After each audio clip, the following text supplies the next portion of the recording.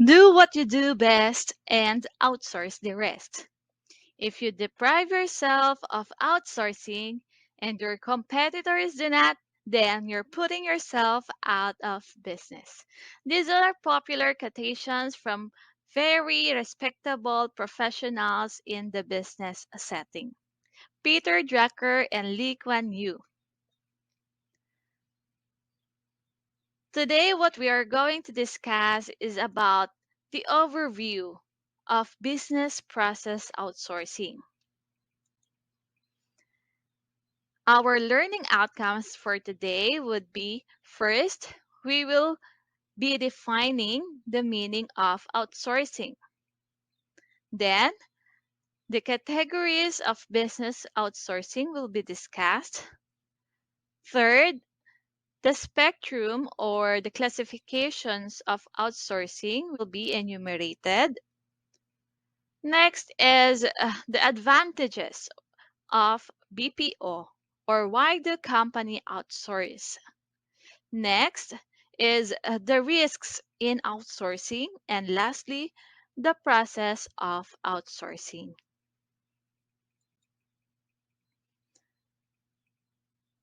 All right, so first is that we are going to define the meaning. What is the meaning of outsourcing? Let us first read. Outsourcing is subcontracting a process such as product design or manufacturing to a third party company, or we call them service providers or solutions providers. Outsourcing is defined as the contracting of one or more of a company's business processes to an outside service provider. So this is additional or another definition of outsourcing.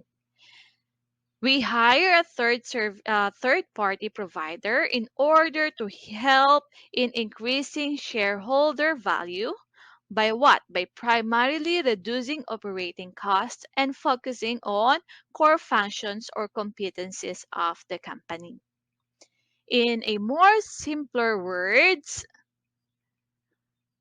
business process outsourcing, it is another firm's employees carrying out tasks which were previously performed by the client's original employees. Right? Our next discussion would be to categorize the two categories of BPO. We have here on the slide the back office outsourcing and the front office outsourcing. So, what do we mean by back office outsourcing? When we say back office outsourcing, these are services which includes business functions or internal business functions such as billing or purchasing. These are services which do not require a face-to-face relationship with the client. This may include accounting, the IT, the supply chain, and the human resource and internal communications. So they do not deal with the customers directly. While on the other hand, the front office outsourcing, these are outsourcing services which deal directly with the client. The services include the sales, marketing, customer service, tech support, and any business process which requires direct contact with the customers. Next slide. On this slide, we're going to discuss the spectrum of sourcing, the classifications of sourcing. So we have here indicated 5 classifications. Let's start with outsourcing. Let's first read the definition here before we explain. Outsourcing is the process of hiring an outside organization that is not affiliated with the company to complete specific tasks. So, outsourcing, it is a business practice in which a company hires a third party in order to perform tasks, handle operations, or provide services for the company or on behalf of the company. Our next classification is what we call insourcing. It is a business practice in which work that would otherwise have been contracted out is performed in house. It means the work performed outside before is being transferred into the organization. That is insourcing.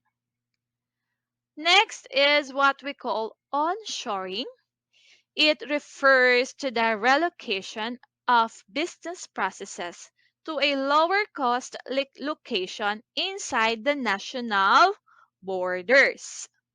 It means that the BPO service provider that you are going to choose or that you are going to have contract with is within the company's own country.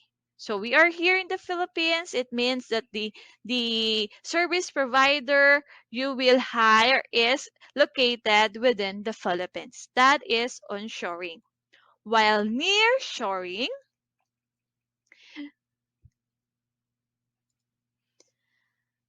it is a BPO provider that is contracted to a company's neighboring country.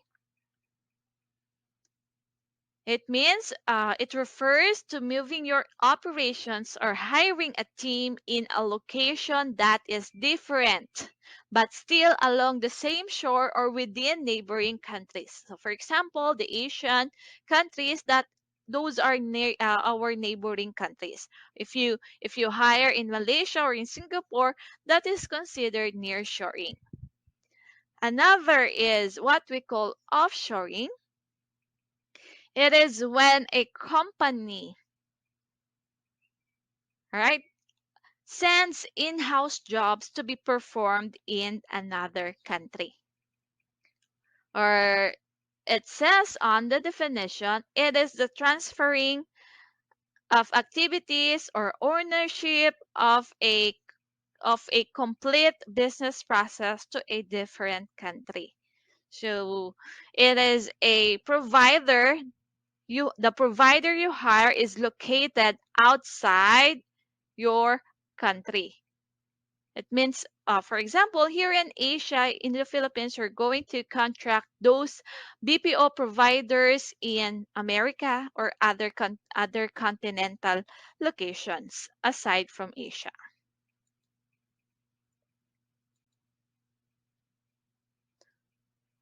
Our next topic is the question here. Why do companies outsource? It means what are the advantages? Why companies decide to outsource their processes? One advantage we have posted here the top reasons why companies decide to hire a service provider or solutions provider. First is that what we call here focus on core functions. The company want to reduce administrative burdens and just focus on strategic areas. Hence, they adopt BPO. The next is what we call reduce costs. The company does not have to invest in expensive equipment. They could just focus their investment to other functions. Third is improve quality. Through outsourcing, they can access world class capabilities. The company will be able to serve its customers with a higher level of service at a lower cost since they do not have to buy technologies and equipment because the third service provider has all those things. They just have to pay for their services. Another thing is companies hire a service provider because it can increase their speed to the market. Outsourcing assists a fast growth situation. It can serve clients in different time zones. And lastly, faster innovation. By hiring a third party provider, the company now can focus on training its core employees to its core functions. Hence, they could acquire new skills, they could produce new products, and so on and so forth. And finally, it will improve the performance and productivity of the company. Next topic would be of course, we have the advantages, and there are also setbacks or drawbacks for hiring or outsourcing. First, we have the first risk that we have to consider before we decide in outsourcing our business functions is that there is a risk in loss of managerial control. In hiring a third party service provider means that you are hiring unrelated people to do your job. Hence, communication will be limited. Then the management becomes far removed from the people who actually do the work, especially when you choose offshoring. It is far from you, very far, continental, and there is a difference in time zone. And with that, this might result to underperformance, which leads us to the second risk, the quality problem. With a loss of managerial control, then surely the quality will be affected. Another is what we call lack of customer focus. Since the vendor serving different clients, so their focus might be divided between you and other clients. Hence, it could lead to mismatch of information and other problems may arise, which again will affect your quality assurance. Another risk that you have to consider is what we call you are tied to the financial well being of another company. This setback is wherein the services you received from the third party employees will be dependent on how they feel towards their own company.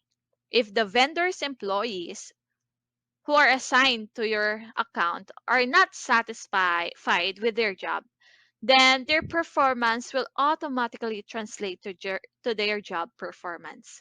And yes, affecting your business. Another risk is what we call confidentiality and security. In outsourcing, you provide confidential information to your partner or to your service provider. However, during this exchange of confidential information, there is a danger of losing or a leak, no, leaking confidential information.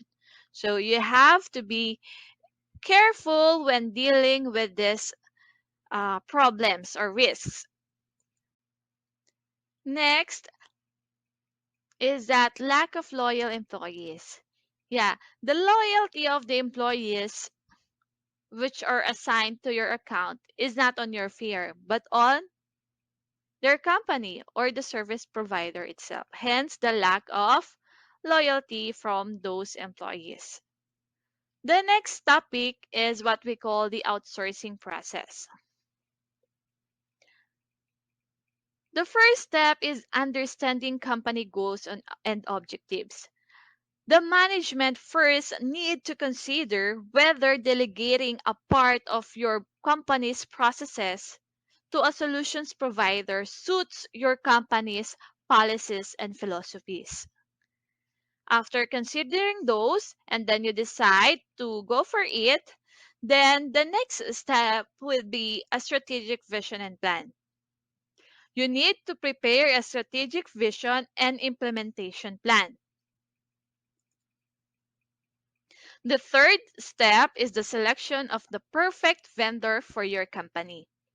This is where the outsourcing company or the service provider or the solutions provider will have to prove that they are competent or they are the perfect choice to provide the services necessary for your company's business processes.